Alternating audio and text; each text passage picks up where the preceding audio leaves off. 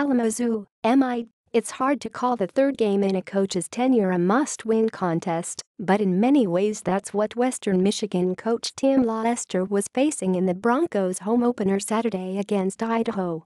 With a stable of recruits among the 25,732 spectators, it was important for the first-year coach to send a message that WMU football isn't a one-hit wonder following 2016's 13-1 campaign.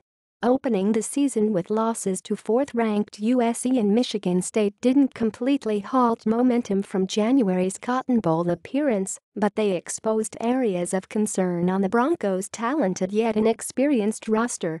Saturday's 37-28 comeback win against Idaho addressed some of those concerns, but some issues still linger.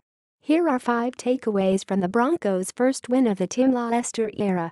A statement game for Wasink in Week 1's 49-31 loss to USC. John Wasink was the epitome of a game manager, and that was a big plus in his first collegiate start on a 100-degree day at the LA Coliseum. He wasn't flashy, but made the right reads and kept the Broncos competitive. In Week 2, MSU dared Wasink to beat them, and for the most part, he failed to deliver.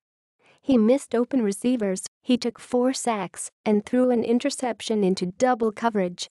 For the first half against Idaho, Wasink relied on quick, short passes to get the ball to his speedy receivers, but with a struggling ground game, it wasn't enough to keep the chains moving.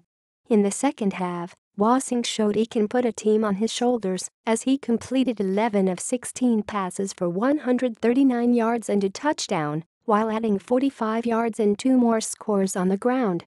He gave the Broncos their first lead by picking his way through the Idaho defense and powering through a tackle until he was thrown into the end zone. His refusal to shy away from contact with the game on the line is something his teammates can rally around.